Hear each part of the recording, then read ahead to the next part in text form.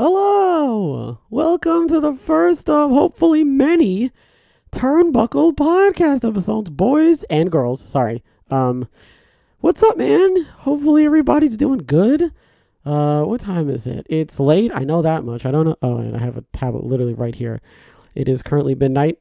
I don't know how often I'm going to be doing the podcast episodes this late. I know that I'm going to more than likely be doing them on Friday nights, so that I can get them up, on time, Saturday morning. And also just so I have an excuse not to wake up early, Hello.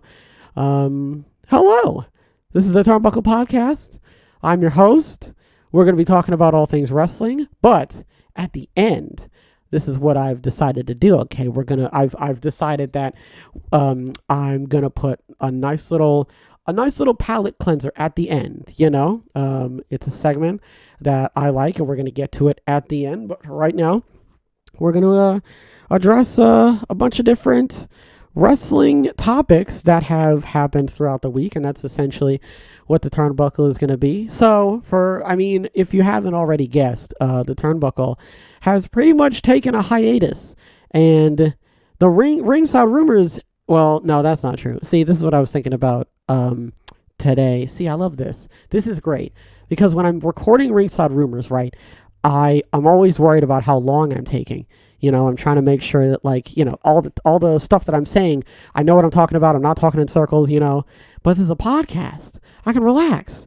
If it goes for like an hour and a half, that's great. Also, if I look over here, if I look in this direction, it's because all my stuff, like my viewfinder and everything, is over there, So, that if I look over there, that's why. So, but yeah, man, I'm really comfortable right now. I like this, and I think, what? The recording late is also going to help as well, because, it's late. You don't want to be hooping and hollering. I'm not really a hooper and a hollerer anyway, but I think it adds to the vibe, of just being mellowed out, relaxed. The day's over. It's Friday, we don't have to worry about too much. So yeah, wrestling topics.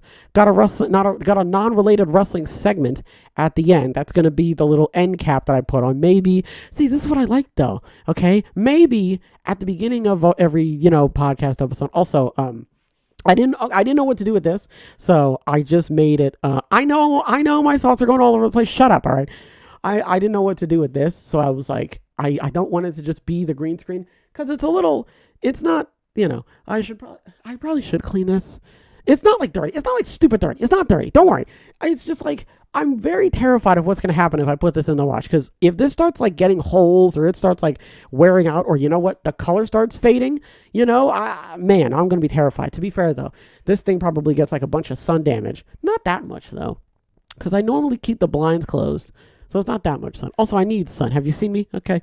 So I think I was like, I don't want to do just the green screen, so I'm just gonna have something up. Oh, look, you can see. Oh, that's my shadow. That's why. Okay, yeah, look, that's my shadow. Anyway, so yeah, but I don't care. This is great. I love this. Oh my god. Also, I love podcasting. I love listening to podcasts. I love doing podcasts. I love thinking about podcast topics. I love segments. Oh, I love listening to podcasts, and then it just halfway through gets broken up by something else, and then they go back to what they're talking about. It's great. So, wrestling. A lot has been happening so far. A lot has been happening recently. No, I did not put that in the topics today. If we could, is there anything else that I want to talk? Oh, ringside rumors. Oh my God. Okay. So for those of you who don't know, the Turnbuckle is not dead. It's alive. I've converted it back into a podcast because I don't know if many of you have been following me for that long, but I started out the Turnbuckle as a podcast and I used to live stream it. And this is back when I was in Florida, and it wasn't even the Turnbuckle. It was the Ed Boy Show. And then that was just a slew of different topics, and wrestling was one of the topics that I talked about. And then I was like, you know what? I'm just going to talk about wrestling because I know the most about it and all that sort of stuff. And that's how the Turnbuckle was born. But I swear, did I make the Turnbuckle that day? Not that day, but was the Turnbuckle created when I was in Florida? I can't remember now. It's been so long. But all I know is I started the Turnbuckle in Florida, and I think I did, and then it carried over, and then it stopped. I remember that. It stopped, And it stopped at season 2. And then season 3 was when I think I came back here, I think, when I moved back to Delaware. And then, it stayed as a live stream. And then I was like, you know what? This isn't working. Let's just record it. I think recording it is a lot easier, which in hindsight, yeah, that probably was a good idea. I probably should have been doing that the whole time. And then, yeah, man, I just went off, when I went all the way to season 7, Turnbuckle season 7. And then it just sort of stopped. That was it. I should probably go back and, put season finale on the series finale, I guess. I don't know, on the last episode. But at the time, I didn't really know that was going to be the last time I did it. Over time, I was like, getting the rumors together is a lot easier. And because, listen, okay, you can call me whatever you want. I'll take it. But like, it's the trying to look for topics and trying to look for the topics to talk about. And you know what I think my problem is? I think I didn't have enough outlets. There's a lot of outlets that I wasn't looking at, because lately I've been looking at a lot of different news outlets to gather topics. But in fairness, this is also doing it as well. Like, this is also able to stand on its own 2 feet. And it's proven that it's able to hold its own, so I don't know. Listen, if you want me to go back to doing the Turnbuckle, or if you think that I'm being a baby back bitch and I'm not looking at enough topics, sorry, there might be cat hair on my face because I love my cat and I love smushing my face into her because she's adorable. Okay. But, yeah, if you think that I should be trying harder with trying to get topics, then I understand. But I don't want you to think that like I'm not, doing what I can to get as many topics out there and like spread the news and whatnot, so I think that, if you want me to do something about that, then feel free to let me know. But other than that, I mean, Ringside Rumors, at least as far as I can tell, is doing absolutely fantastic. One of my videos for Ringside Rumors, no, that was the Turnbuckle. Never mind. That was before I was doing that. Never mind. I was going to say it got 1,000 views, but that was when I was doing the Turnbuckle. But I think that was during season 7, so shouts out. Anyway, yeah, so speaking of Ringside Rumors, I'm going to change that up. That is being changed up. On Monday, it is not going to be Ringside Rumors. It's just going to be Ringside. And I think I'm just going to do that going forward. I don't know. I think I might go back to the big, but I'm not going to lie. I do like the short topics.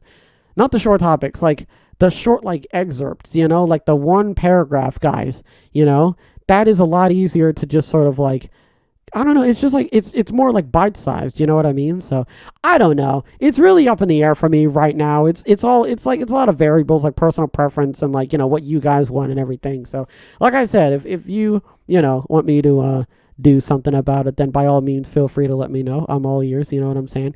But yeah, I'm, going to change up Ringside Rumors, and it is going to be, it's still going to be the same format. That's why I didn't say series finale. I just said season finale.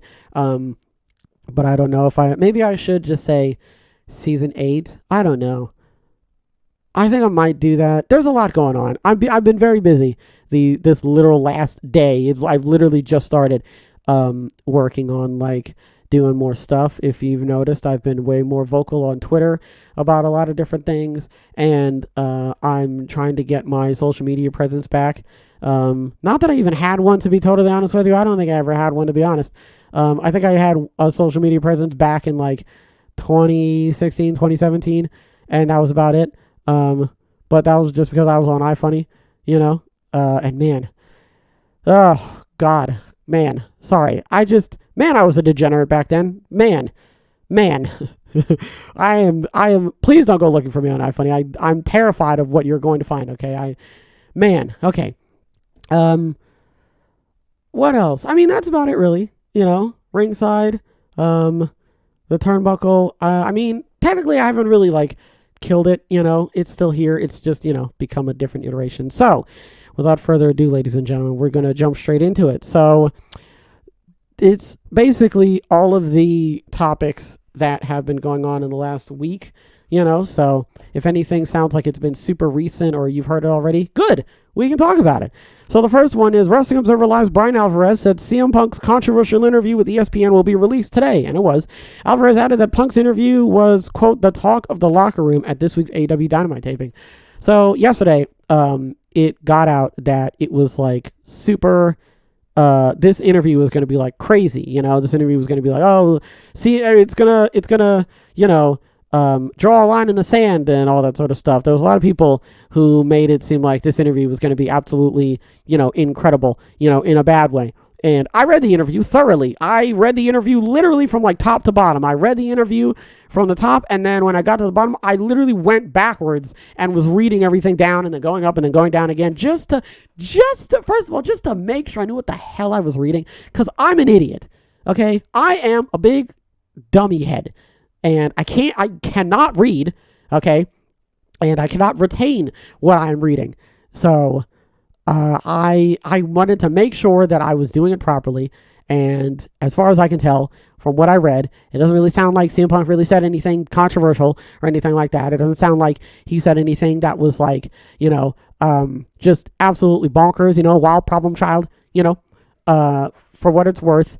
He said a lot of things that were pretty much in defense of what everybody else was saying about him, and it all really started with Hangman Page. And that's from CM Punk. It's not me. CM Punk was the one who was like, hey, man, Hangman is the one who came out and he cut a shoot promo on him, and he wasn't expecting it, and it rubbed him the wrong way. And I low-key would feel the same type of way, like, especially if I come up to you and I talk to you and it's like we have an established narrative and a format of what we're doing, That's why I like Macho Man Randy Savage so much, because he wrote down every single thing to do in the match and quizzed the person he was. Well, I think it was just Ricky Steamboat. I don't know if he did that with everyone, but I really, really like that, because you're making sure that not only do you know what's going to happen, right? Like, you also, even if you forget a step, what the next step, there's a format, there's a narrative to follow. I really like that. So, it really would have rubbed me the wrong way if I'd have gone up to somebody, anyone really, and been like, hey, let's do it like this, and like, okay, and then they walk out there and then they do something completely different. Like, I would also genuinely feel some type of way about that. And then he wasn't happy about Hangman slapping him in the mouth. That could have been an accident. It happened during their match. I think it was All In, All Out. Either way, he smacked him in the mouth. He did, the chop, and maybe he got a little, because that's happened before. You get a little bit too into it, and you do something. You get a little bit reckless. All right, I'll concede that. But listen, it really depends on who you talk to, whether or not that was on purpose or not. I listen, man. I don't know. Okay, I'm not either one of them. So you can't really. You don't ask me. You know what I'm saying? But yeah, man, it was that, and then and then the scrum happened, and then that kind of that obviously did not bode well for everybody else. But I'll say, if you've read the article, you'll know that CM Punk apologized. He went up to Tony afterwards. I didn't even know he went up to him after the scrum. He was literally like, hey, that was a really shitty situation, and I apologize for it. It takes a lot for a lot of people to do something like that, especially right after they've done it, right? That's not an easy thing for a lot of people to do. And the fact that Punk owned up and was like, hey, I did something I wasn't supposed to do, and I want to apologize for it, that's big. And I don't care who you are. I respect Punk for being able to do that, because, again, not a lot of people own up to things that they do. A lot of people will come out and they'll do and say a bunch of stuff, and someone will ask them about it and they'll sort of dance around it, or they won't really apologize. They won't actually apologize, So, I really liked that Punk came out, and he really it did not sound like he was angry. It really just sounded like he was just like, look, man, I've been recovering from injury, and my name has been just getting flung around left and right, over and over, So I just want to come here and I want to clear everything up, and I respect that. I really like that CM Punk made sure that he was, not coming out and being an asshole about it. It didn't, at least as far as I could tell, it didn't come across. It really just came across like he was someone who was just being honest. It really came across as somebody who was just tired of hearing all the bullshit over and over and over again every day. His name just being dragged through the mud. And he was like, you know what, man, I'm sick of it. This is how I feel. This is how I felt in that instance. He said that he didn't do anything to Colt Cabana. That rumor has been going around for the last, year? It felt like, So he, I mean, listen. According to him, he didn't do anything with Colt Cabana. So you can't get mad at me. Oh, Ed, you believe that? It came from him. What do you want? Anyway, So, yeah, man. This article came out, and honestly, man, I don't know what this means for Punk as of right now. I don't know. Collision is at the time of this recording today. It's tonight. At the time of this recording, it's tomorrow. When this goes up, it is tonight. It's in the next 7 hours, as long as I upload this at the right time. But yeah, man, I mean, I really can't, no one can really be mad at this article. In a vacuum, this article did nothing wrong. CM Punk did nothing wrong in this. And I would love to hear your thoughts and opinions about not so much CM Punk, because I feel like we're going to hear that a lot. And I think that we are going to get the most of it on Saturday. I think we're going to get, I don't know. I really don't know. I think AEW fans, I'm just going to say this. I really think AEW fans are a little bit smarter than casual WWE fans. I think that they're not going to go out. They're not that stupid. They're not that stupid. Like, I'm not that stupid, right? Like, they're not going to go out there and just absolutely mop the floor with the guy. I think it's going to be more cheers than boos, but I don't know. I could be wrong. So I feel like at the end of the day, Punk, said what he needed to say, right? And, he made sure not to make the situation worse, So I feel like this was good. I feel like Punk needed to do this, Had this have do you think if this had come out sooner, would this have helped in some capacity? Because I personally feel like this needed to come out regardless. I feel like it coming out right on the cusp of Collision was probably not the best thing. I think the best thing would have been to do this, I don't know, maybe like, I don't know. Because if it had come out, let's say it came out like a week after All Out, would he be allowed to say everything that he said in this interview? Like, would he still be bitter about it a week later? I don't know. I mean, the fact that he apologized, and he also said that he was reaching out to the Bucks. He also said that too. He said he was reaching out to them, and they weren't returning his calls, and he was getting calls from like lawyers saying like, "Oh, you can't speak to them." I'm going off of what Punk said, man. It sounds like he wanted to be the one to mend the bridge, and the Bucks were the ones who did not want to do it. They didn't want to reciprocate it. From what I'm collecting, that is what I am understanding. So I don't know, man. At the end of the day, you're going to feel, I've said this before, you're going to feel how you feel about CM Punk, and I like that he hasn't really done anything like dastardly, he hasn't done anything like heinous, evil, mean-spirited. It's all just been Punk being upset, when you feel it, like my brother and I talk about this all the time, like when you get into that like mood, you kind of like say stuff, and sometimes, your mood gets the better of you, and you say things that you don't mean. But I think, and this is why I really rate the apology, I think if you can get into that mood, and then you can get out of that mood, address the fact that you were in that mood, go up to the person that you affected when you were in that mood and apologize, that means something. At least it means something to me. The person doesn't have to reciprocate the apology. The person doesn't have to forgive them. But it's the fact that, you got like that and you said to yourself, I should apologize. I shouldn't have acted like that. That was wrong of me. Being able to own up to it, that's something. At least to me, that's something. All right. We're going to cut this bit out. I want to get my water. We might not cut this bit out. I don't necessarily know. We might keep this bit in. We can keep it. It really wasn't really that long, to be totally honest with you. So maybe we'll keep it in. I don't know. I like that. I like that about podcasts. Everything just gets left in. It's a podcast. Who cares? All right. Moving over to our next topic. Sources told Sports Illustrated that WWE's introduced new titles for Roman Reigns, Asuka, and Rhea Ripley. Because Triple H, quote, wanted to freshen up all the titles and present a new look.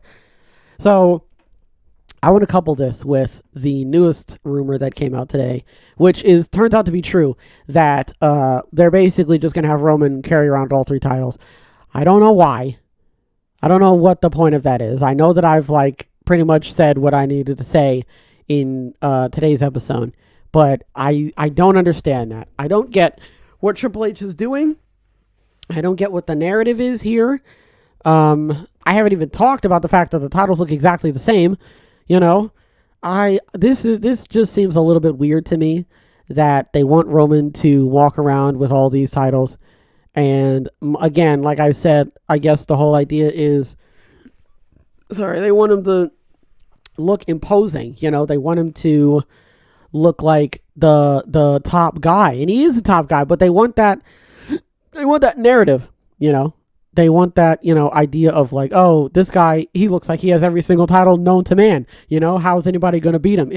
They want to get that. I think the biggest thing that I can think of is they want, to get that point across of, they want to get that point across to the casual fans that he is this imposing guy, he's somebody that is really, really, really tough to beat. Hence why he's got 3 belts on him, despite the fact that the 2 belts that he's walking around with are redundant, because it has been merged into 1 title belt.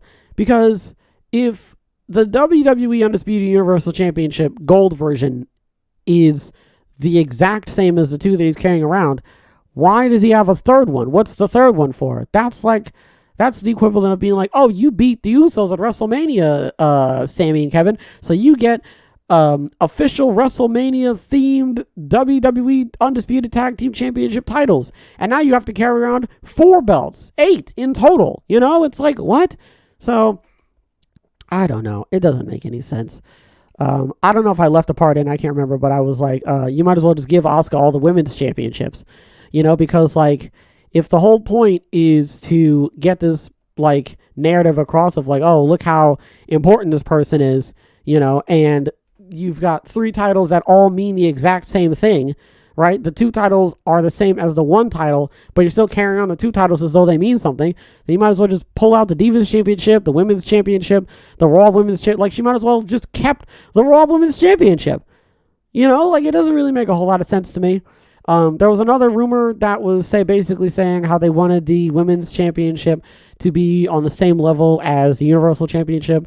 And it's okay, but going back to my previous point, you're not carrying on the Raw Women's Championship. So, clearly, Asuka is, there's no issue with Asuka, right? Walking around with 1 title, and yet Roman has 3.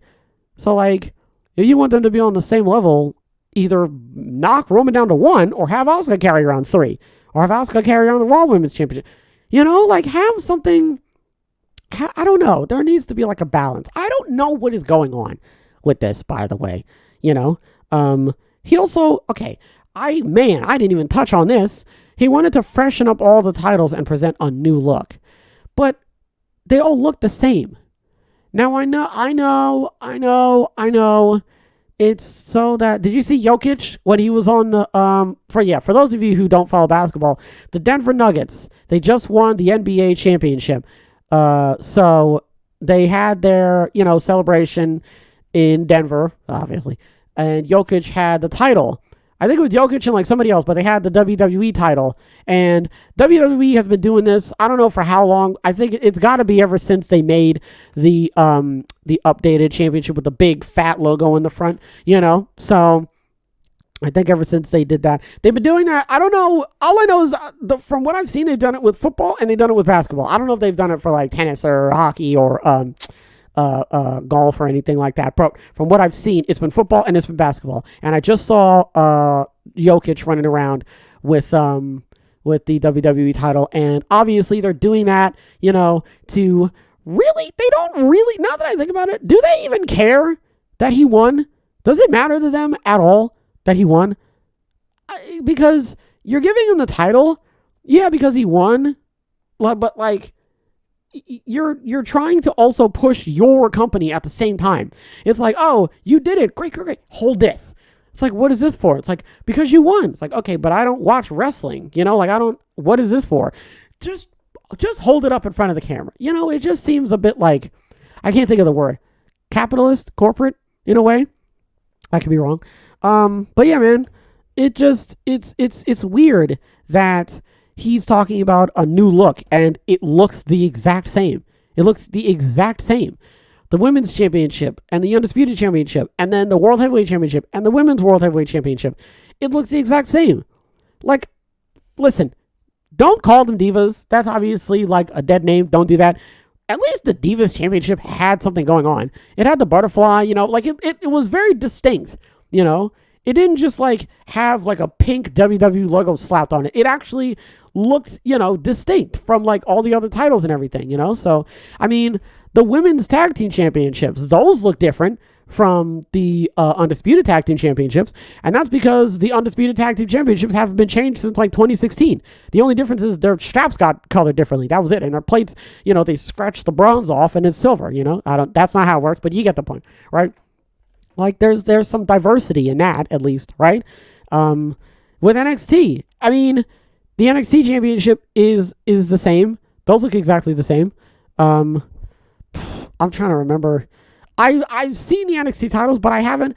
Now that I'm really like trying to think about it, I don't even remember what they look like because I've never like the thought hasn't dawned on me. Like I should probably pay attention to how those look.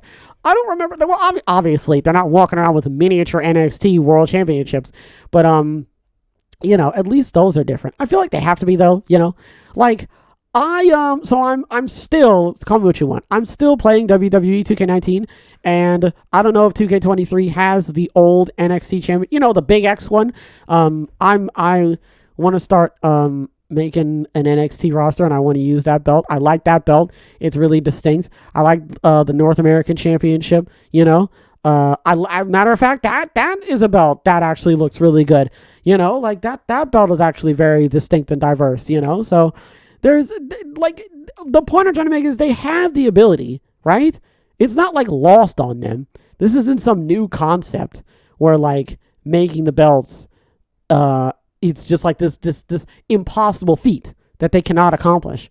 They have the ability to, change it and, make it look unique, but like, I don't know, man. It's just, it's really like I said, it's just uninspired. It's really uninspired. It's really bland and uncreative, and it just makes it lazy. Is lazy the right word? Is lazy the right word to be using for this? I don't particularly know. For lack of a better word, lazy is probably the best thing to choose because it's just like you can do it. You can, but you're not. You don't have to, so you won't. And I don't like that. They could do a lot more, at the end of the day. But there's not really much I can say. There's not much you can say, I know how that sounds, but like, what can you do? I mean, I guess you can write a letter. We could start a petition, but it's not like, who's it going to go to, Vince? So there's not really much we can do, folks. Moving over to our next topic. As I drink break. Early odds from BetOnline has LA Knight favored to win the men's Money in the Bank ladder match, but Damian Priest is also a dark horse contender. They have been really high on both of them. LA Knight and Damian, like, equally.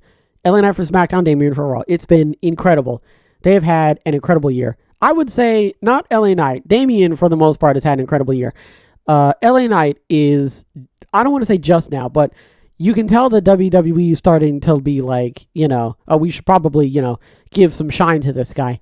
And it's not like he hasn't had shine. That's not true. He's been on NXT, and he was great on NXT, and I loved him on NXT. And the thing with Cameron Grimes and the $1 Million Championship, I think that, I just feel like now he's actually starting to get somewhere. He's in the Money in the Bank. He's favored to win. Everybody and their grandmother wants him to win. You know what I mean? And if he does win, he could, dethrone Gunther, because I mean he's not going after Roman. Come on now, So that would actually be really good.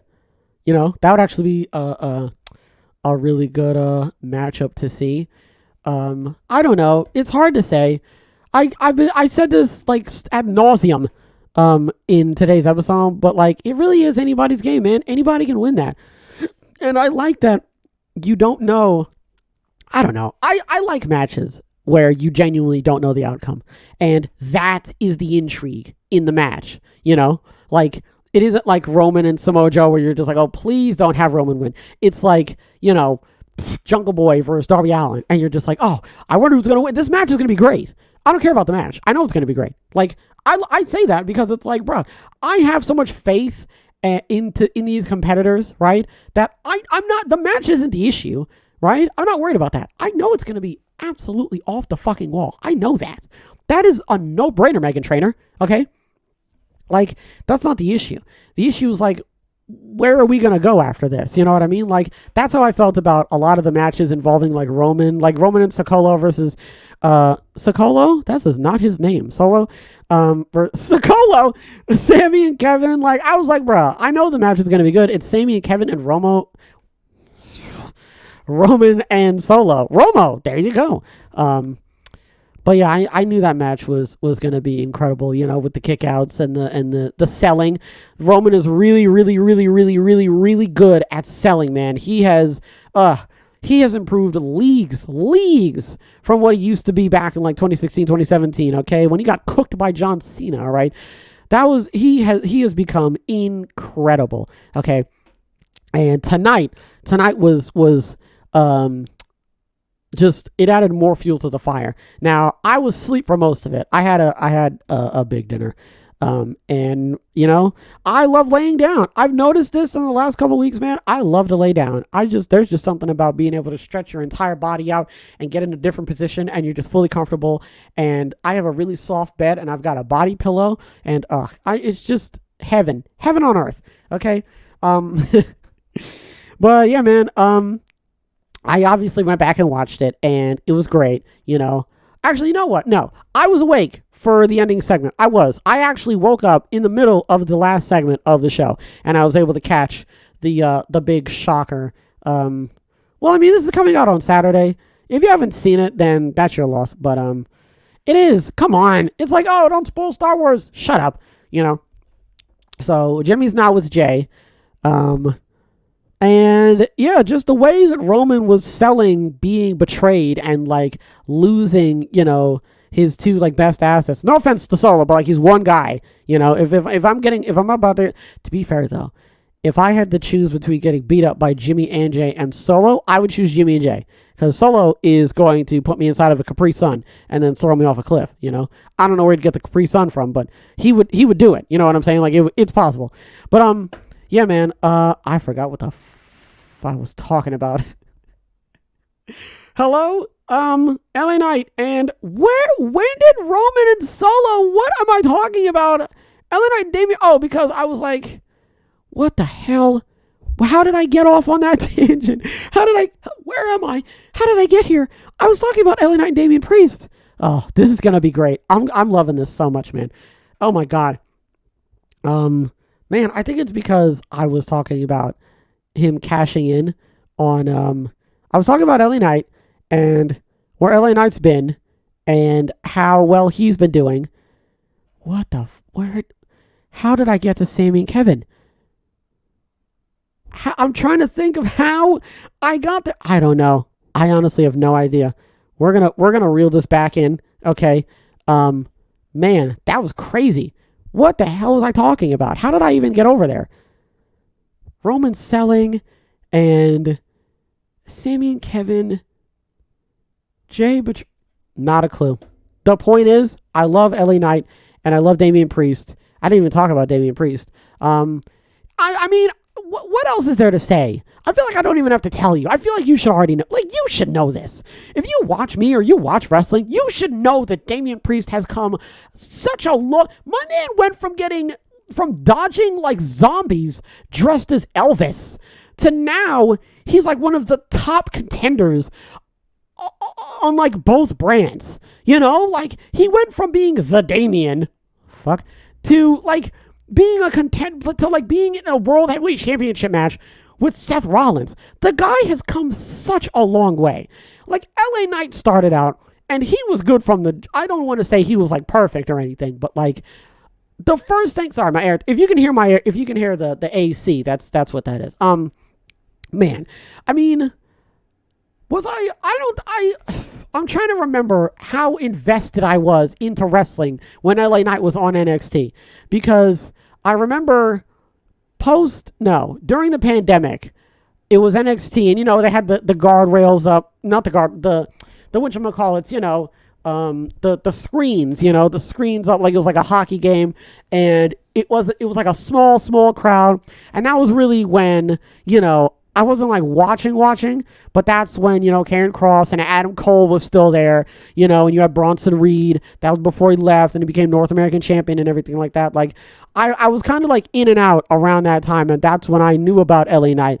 And I was hearing about, I was really hearing and I was seeing, like, the guy, I could tell that the guy, like, had it and everything like that, yeah,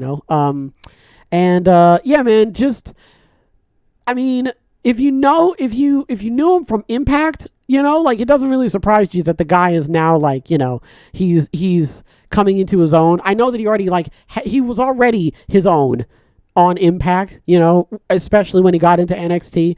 But then, like, the whole, like, Maximum Male Model thing, it kind of slowed him down a little bit. I don't really think that it killed his character that much. It slowed him down just a tad. But, I mean, in hindsight, it didn't do anything. It wasn't really that bad. If anything, Maximum Male Models are the ones who won out of this, because they became like, oh, I love them, okay? But yeah, I mean, LA Knight's been doing absolutely fantastic. Damien has been doing absolutely fantastic. Like, at this point, man, if you have not seen the Backlash match with him and Bad Bunny, what's wrong with you? Are you crazy? Are you out of your mind? Yeah, man. So, I mean, those two, they're great. I love them. I love the both of them to tears. I think they're absolutely fantastic. I've said this before. I would argue that WWE has better characters. Like, there's a lot of wrestlers that I do like on AEW, like Ricky Starks and Jungle Boy and Darby and Sting. And who else?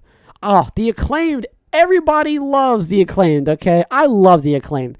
Like, there's a lot of different people that I like on there, but I would argue that WWE has way more, like, character work. Like, there's more characters. You got Gunther, you got LA Knight, you got Roman Reigns, you got the Judgment Day, you got Dom, just singling Dom out. Dom is a character, you know what I mean? Like, you got The Miz on there, but, like, it's coming back, okay? Because I don't know what the hell happened earlier, okay? Coming back to the main point, yeah, man, Damien and LA Knight, man, they're absolutely incredible. I don't know what's gonna happen to Money in the Bank. I have no idea what's gonna happen. I really am. I don't know. Is that how I got to that topic? Because I was talking about how. Oh yeah. That's how I got to that's how. Because I was like, oh, I like matches where it doesn't matter the outcome.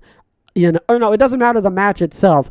I like what the end result is going to be. Like, I know that the Money in the Bank ladder match is going to be absolutely incredible. I know it is. I know there's going to be crazy spots. Bruh, Santos Escobar, Shinsuke Nakamura, Pete Dunne, and Ricochet. Those four alone are going to make... I mean, you could have just the four of them. You could have two of them in the match, and it would be just off the charts, But really, at the end of the day, it's about who's going to win, and...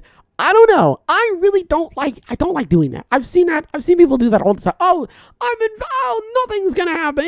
Nothing bad ever happens to the Kennedys, and then the car flips over, So, man, I don't know. I mean, it's a safe bet. It's a safe bet to bet on LA Knight. You know what I'm saying? It's a safe bet. But, it's hard to say. I'm making sure that my audio isn't peaking. I mean, it is, but, like, I'm making sure that it's not doing that thing where, like, the wire shorts out.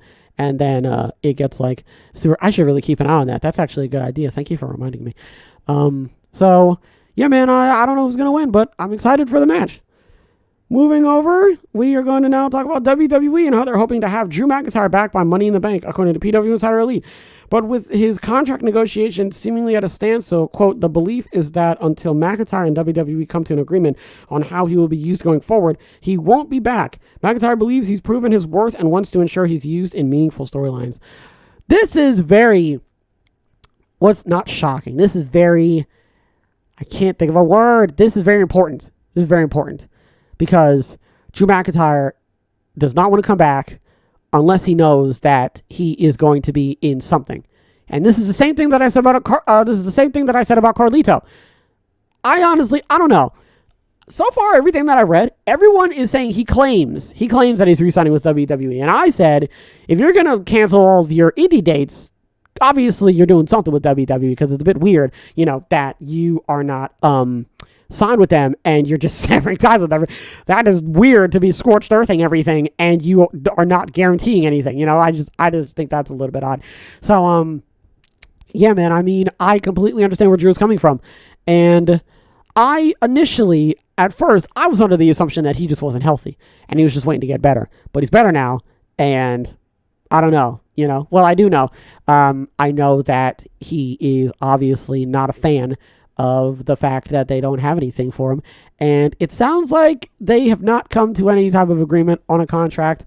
It does not really sound like WWE has come up with any type of storyline. They want him back by Money in the Bank. I don't know. I mean, I said that 2 weeks. Yeah, at the time of the recording, I was like, I don't know if this is enough time to come with a meaningful storyline, because if when I think of meaningful, I don't think of just a simple 4-week storyline. I'm thinking long term, a storyline. It starts out, and then as the first arc of the storyline is ending, someone else gets added into it, and that branches off into the other arc of the storyline, with the whole Roman Reigns storyline. There's new things happening every single week that keep you that keep the carrot on the stick, you know what I'm saying? And that's what I think of when I think of meaningful. And that, I feel like there's going to be a lot of back and forth. And I don't know. I mean, listen, to be fair, I'm not a writer, so I can't really sit here and be like, oh, they're not going to think of anything, or, oh, they're not going to be able to come up with anything. You know what I mean? Because it just doesn't really seem like, I don't really think I should be saying that, because, it's not really fair, to assume that they are not going to be able to come up with something. But I don't know, man. I don't know. Again, I'm not a writer, so I don't know all the trials and tribulations that you have to go through, with writing something out and then giving it to someone, and then someone reads and they go, oh, this is terrible, and then they give it to somebody else, and then they scribble it, and then as they're erasing, they rip the paper, and now they got to rewrite it again. I don't know. I like the idea that they're not typing anything. Anyway, but yeah, man, I don't know. I'm not Drew. This is actually very serious, because they could lose him. They could 100% lose him. And that is a guy you better not lose him. Okay? If I'm Vince, you better not let that fucker walk away. Drew McIntyre. Okay? So that he could go to AEW and become Drew Galloway, and that's the end of us. All right? But, oh, man. I don't know. I don't want it to sound... Because Keith Lee, man... I don't know. To be fair, though, he was in the 8-man, and the 8-man was actually really good. So I can't really say anything. But yeah, man, still, the fact that he could walk away and it could be off of the back of us just not thinking hard enough, it's that would really not sit well with me. If I'm Triple H, Vince, Kevin Dunn, I would definitely feel some type of way over the fact that we lost Drew McIntyre. Even if you got to send him to NXT, change it up. Send him to NXT. Have him feud with Baron Corbin. I know he's a former world champion and all that sort of stuff, but send him back down there. Have him mix it up with new talent and everything. You know what I mean? Do something. Zig when you think they're going to zag. That's what I'm talking about. Don't be scared. Try something new. Have Braun Breaker win the World Heavyweight Championship. That adds something to the story. That's what I was thinking about when he was going up against Damian Priest. Have him win. Boom. Now you've got a new story arc. Oh, shit. Damian Priest just beat Seth Rollins with the help of Finn Balor to become the new World Heavyweight Champion. Now, Seth Rollins has to fight to get back his championship. And every time he tries to, the Judgment Day stop him. Damian Priest gets a run with the title, and Seth Rollins gets to chase after it. And it's not like, oh, it's moving back and forth. Something is happening with it. Something's happening with it. Because all they're going to do the thing that AEW does, that they're really doing with Orange Cassidy right now, which, I mean, to be fair, they're doing a fantastic job with him. But at the same time, it's you see, bro, Seth Rollins and Braun Breaker, of course Braun's not winning. Of course he isn't. But could you imagine if he did? Could you imagine the buzz? Could you imagine the reports? Could you imagine the storyline, right? Could you imagine the promos by Braun and Seth? Just the fact that it would bubble up, it'd be incredible. But they're not going to do that because it's like, oh, well, we can't have Seth lose because then it'll ruin Seth's stock. It's like, well, no. Obviously, Seth, don't look at it like Seth just lost the world title and that's it for him. Look at it as, oh, Seth now has a reason. And it makes the title more important because it's like, oh, Seth Rollins, the new World Heavyweight Championship. Wow, the new World Heavyweight Champion, he just lost. And now Braun Breaker's like, moo, ha, ha, ha. Now I'm the champion. Ha, ha, eat me. What? I don't know. I don't know. Maybe I'm wrong. And if I am wrong, let me know in the comments. But man, that's just something. You know, it would just be something. It would add to it. It would add to the drama. You know? So going back to my original point, the point I was trying to make is that, like, send Drew McIntyre to NXT. You know, like, have him be in a tag team with somebody. Like, change it up. Do something different, you know? That's all I'm saying. So at the end of the day, you know, again, I'm not Drew, so I don't necessarily know what they're going to do. I don't know. I don't know. So I guess we're just going to have to wait and see, you know? I don't know. I just realized that because my cup is green. And also the water tastes funny because I put my brother's Mio in it and it was lemonade and it's got a funky taste. But I don't know. Other than that, can't really complain. All right, boys, we're on our final topic. BWE claims there are, quote, a few returns in the coming months at WWE, as well as, quote, a couple of title updates and talent repackaging. So let's see. Natalya is changing up her gimmick. At least that's what it sounds like. Maximum Male Models are changing up their gimmick. The titles have already been replaced, quote unquote, right? A few returns in the coming months. Carlito could be one of the returns. Who's another return? Wasn't there someone... Maximum... I mean, technically, that counts as a repackage and a return because we haven't seen them in a while, you know? So, Indus Sher didn't really return, did they? That wasn't really anything. Who else? Is there anyone that's been repackaged recently and, like, they're completely different now? Off the top of my head, I'm not able to think of anybody. If you can think of anybody, let me know. Drew McIntyre might be returning. He might get repackaged. You don't know. I think the problem is, like, he's been established as, like, the Scottish psychopath, and he's got, I forget what his sword is called, but I think that's the problem is, like, everybody knows Drew McIntyre is, you know, the Scottish guy with the sword, you know, so if he were to come back and, like, you know, be somebody completely different, it would be a little bit weird, you know. Maybe Bray might come back, you know, Bobby Lashley, because we haven't seen Bobby Lashley in a while, you know.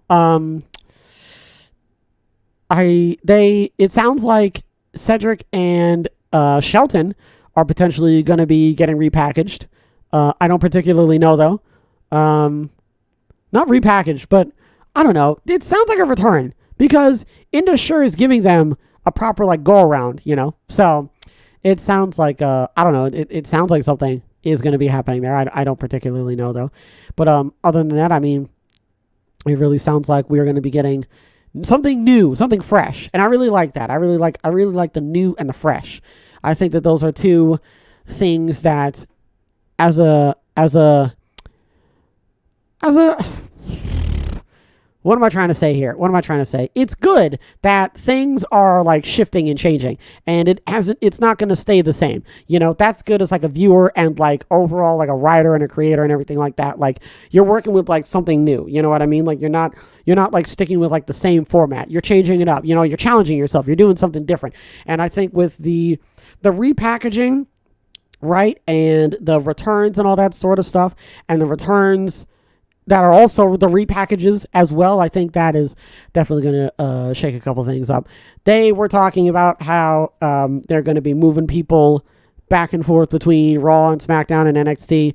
That kind of rubbed me the wrong way because it's like, well, then what the hell are we watching the draft for? You know what I mean?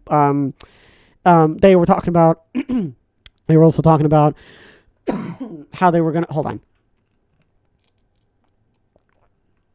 Throat kind of itchy. That's it. I'm done for it. Something flew in my throat. What was I talking about? They were talking about how they were going to keep Ilya Dragunov. Ilya? It's Ilya, isn't it? Because I keep saying Ilya. Because I'm silencing the J and the L at the same time, and I don't think I'm supposed to be. The J is the only thing that's silent. I like how I did the J. Anyway, Yeah, they're going to keep them on NXT. And I would like to see them on the main roster. I don't know. I don't know what I want. I don't know. I don't know what I want. I don't know anything. What is going on? You know, why are the titles the same? Gosh, don't have Charlotte Flair beat Asuka. Now, I will say this. Bianca said she was going to be ringside. It sounds like something's going to happen. It sounds like something is going to happen. It doesn't sound like Asuka's going to lose her championship. Please, please, please, please, please, please, please. Gosh. It doesn't sound like Asuka's going to lose. It doesn't sound like Asuka's going to lose her championship. It sounds like there's going to be some shenanigans, you know. So keep an eye out for that. But yeah, man, I'm looking forward to the returns and the repackages because it just, you know, new, something different, you know. I'm a huge advocate for making sure that after a while, you know, we switch things up so that, you know, something new, you know, when your eyes look at something new, you know, I don't know what am I trying to say? It feels good because you know that it is new and it's not the same thing and it's not going to bore you. You know, you're not expecting the same old thing, you know, something different happens and it's going to make you more enticed to watch it because you're going to be like, oh, this is different. So what could we potentially see? You know what I mean? So that is what I like about hearing about this. And something else that I like, ladies and gentlemen, is our newest segment, you know, the first of what could potentially be many iterations, okay, of, I don't know how to set this up. That's the only thing. I don't know how to set this up. I thought of it in the bathroom, and then it just left me. I know what it is. So, you know what? Why don't guys just hop on the train, okay? I need everybody, single file line, make sure you've got all your luggage and your tickets, okay? Because we're hopping on the train, and we're heading over to Rumination Station. That's right, ladies and gentlemen. Hopefully I've added a train horn sound in post. It's not going to be loud. Don't worry. It's not going to be loud. It's going to be nice. Don't worry. So, welcome to Rumination Station. This is going to be the podcast segment that is detached from wrestling as a whole. This is nothing to do with wrestling. Nothing with wrestling. Okay? If you would like to follow me along, I need everybody to go on to a website called Mental Floss. I would give a shout out to Rebecca McElroy from Wonderful. She specifically told me about this. No, she mentioned it and I went on to it and I was like, oh, this is great. This would be great for like a little podcast segment. Cause I love Wonderful. I don't want to call it The Wonderful Podcast because that's not what it's called. It's a podcast called Wonderful starring, did I say her name right? Rachel and Griffin McElroy. It's a podcast where they just talk about shit that they love. And it's so great. I love it so much. I love the podcast so much. I was listening to it like yesterday, 2 days ago. And I was just eating fucking bagels and peanut butter. And I was just fucking bliss. I was like, this is so good. This is so good. Was I watching it in 2.5? Was I listening to it in 2.5 speed? Yes. But that's just how I absorb things. Okay. Leave me alone. But I loved it, man. It was great. And this is where I got the inspiration for this. So I want to give a shout out to Rebecca McElroy because she is the person who inspired me to do this. And I think this is going to be good. So our first, ruminating, stationary, I don't know. What exactly is American cheese? American cheese, the kind you get in the individual plastic wrappers, is processed cheese or cheese food, meaning it's not actually real cheese. The next time you're at the grocery store, take a look at the packaged singles and notice how many don't actually have cheese in their name. Kraft singles, for example, are made with milk, whey, milk protein, concentrate. There's going to be a lot in here, okay? I'm going to skip through a lot of these because there's a lot. Sorbic acid as a preservation, cheese culture, enzymes, annatto, and paprika extract for color. In short, Kraft singles are made with less than 51% actual cheese, so it can't legally be called cheese. Okay, that's very interesting. However, not all American cheeses are made equal. Classically, before the factory processed stuff hit the market, American cheese was a blend. Oh, shoot. Hold on. Sorry. Mental Floss. Follow me. What exactly is American cheese? That's the name of it. Hold on a second. Give me 1 second. It was written by Rachel Semigran. Shout out to Rachel Semigran. Wow, this came out in 2016. It was updated on June 6th. Okay, great. So shout out to Rachel Semigran. She's the one who wrote this article. Okay. Continuing on, American cheese was a blend, often of cheddar and Colby, made for easy melting and approachable flavor.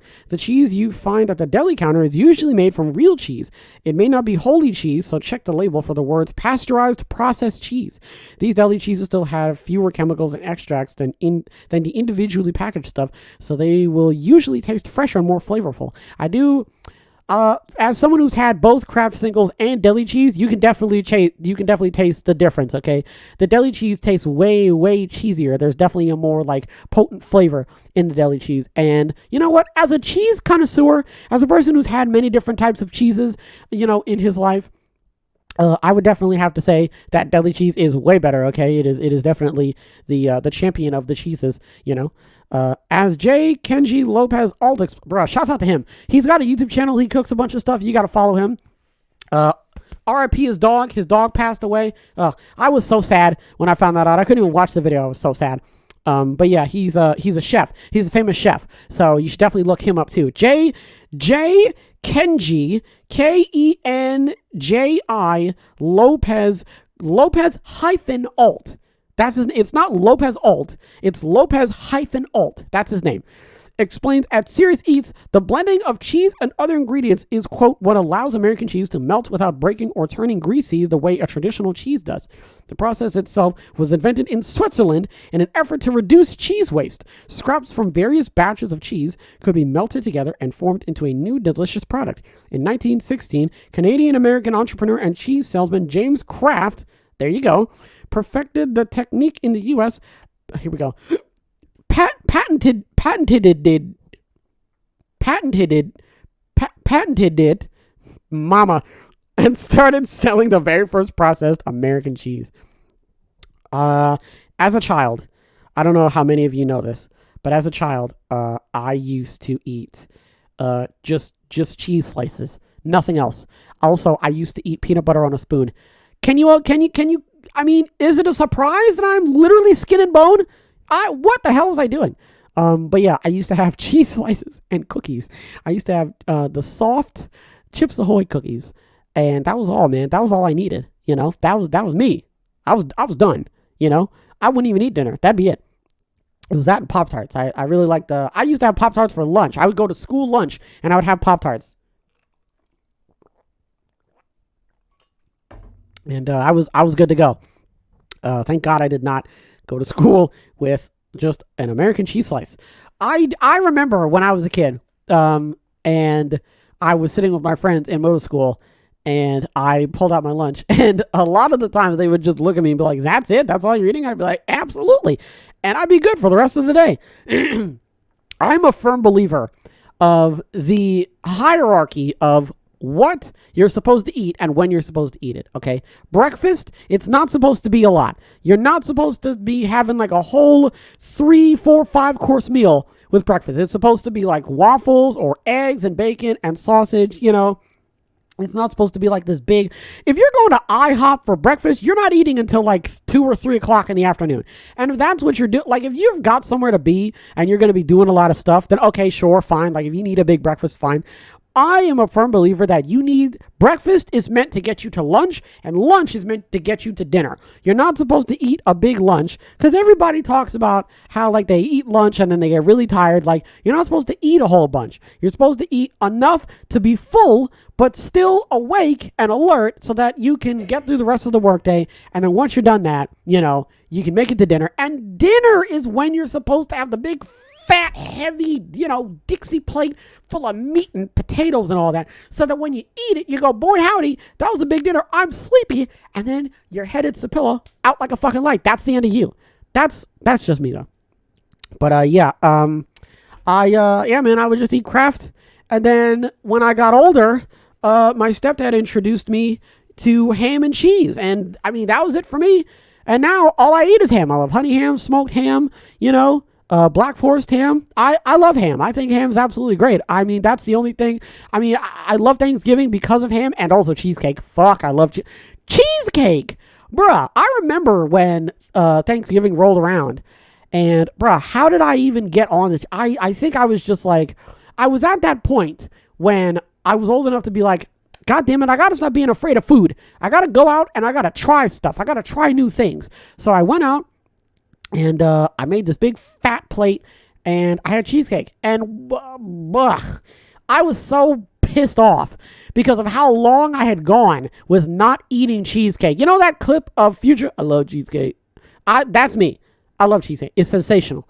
I love cheesecake. I love New York style cheesecake. I love the chocolate marble cheesecake. I love strawberry cheesecake. I love the original cheesecake. I love cheesecake. It is delicious. Okay.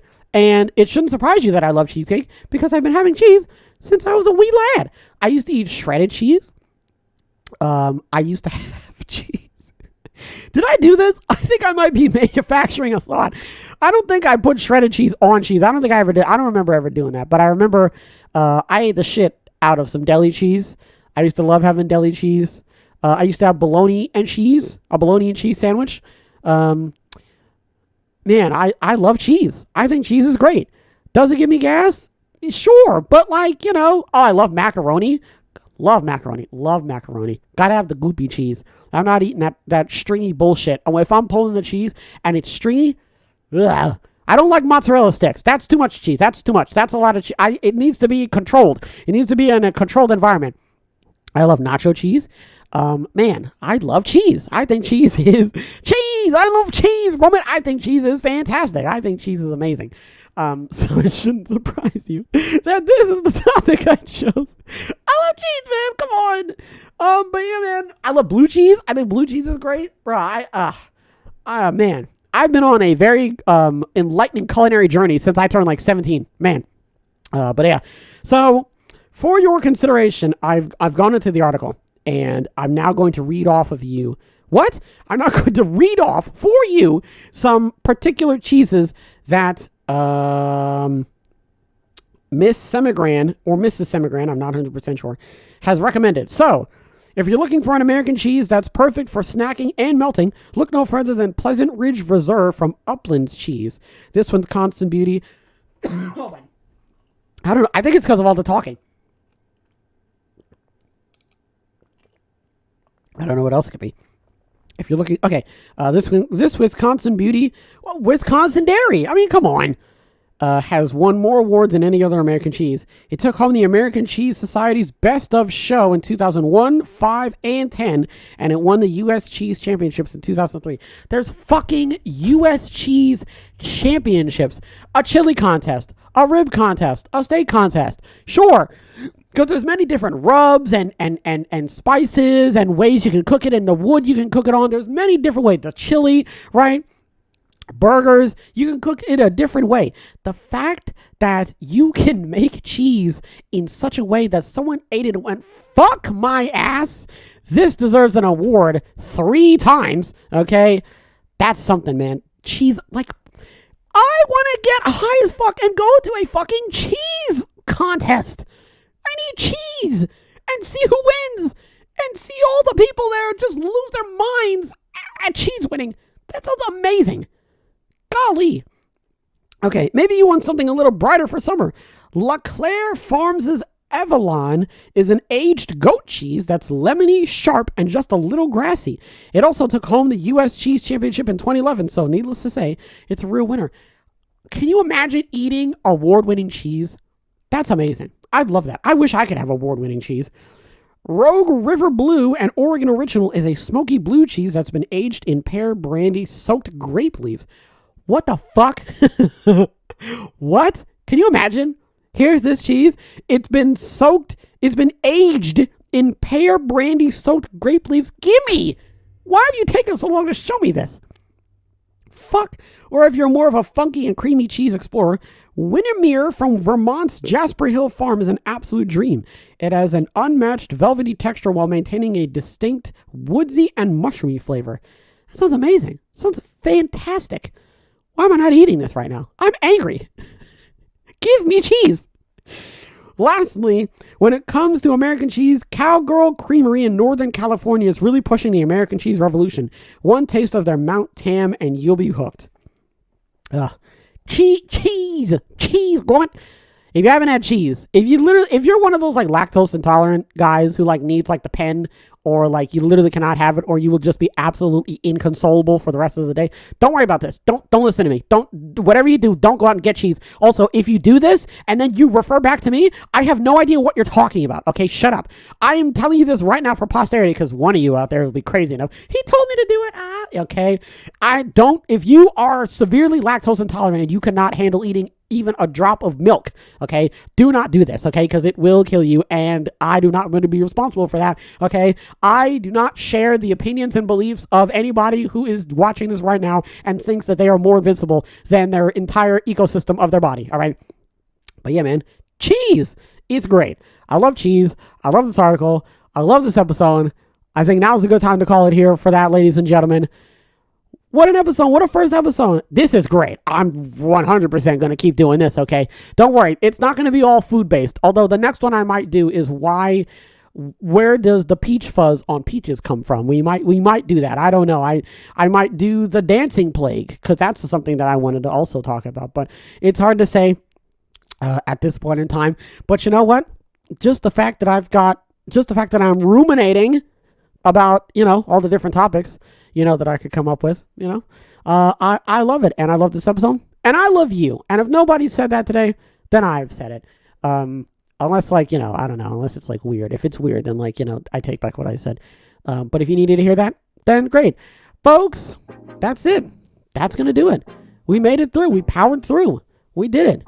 The Turnbuckle episode 1, the Turnbuckle podcast episode 1, it's in the books. All right. Hopefully you all enjoyed it. As always, hopefully you all have a wonderful tonight and a wonderful tomorrow. And as always, big hugs.